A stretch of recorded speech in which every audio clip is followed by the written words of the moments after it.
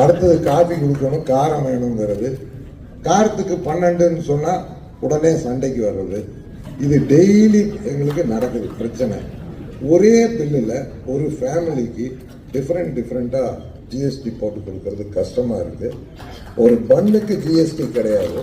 பண்ணுக்குள்ள ஒரு கிரீம் வச்சுட்டு அதுக்கு 18% ஆயிடும்.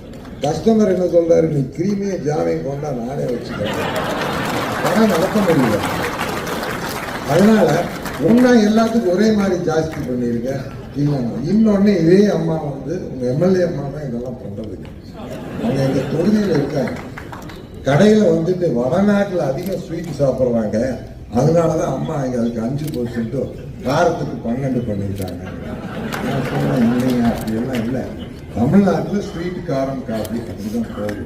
அதனால தயவு செஞ்சு அதை கொஞ்சம் கன்சிடர் பண்ணுங்க மேடம்.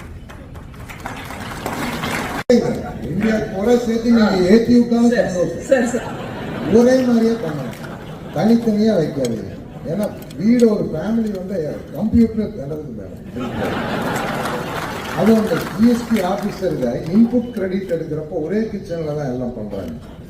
இன்புட் எடுக்கிறப்போ அதே கேஸ், அதே ஸ்வீட் மாஸ்டர், அதே கடலை மாவு, அதே மைதா மாவு, இன்புட் எப்படி மேடம் எடுக்க முடியும்? அதுல ஆபீசர்ஸ் பண்ணி வைக்கிறாங்க. அவங்களுக்கு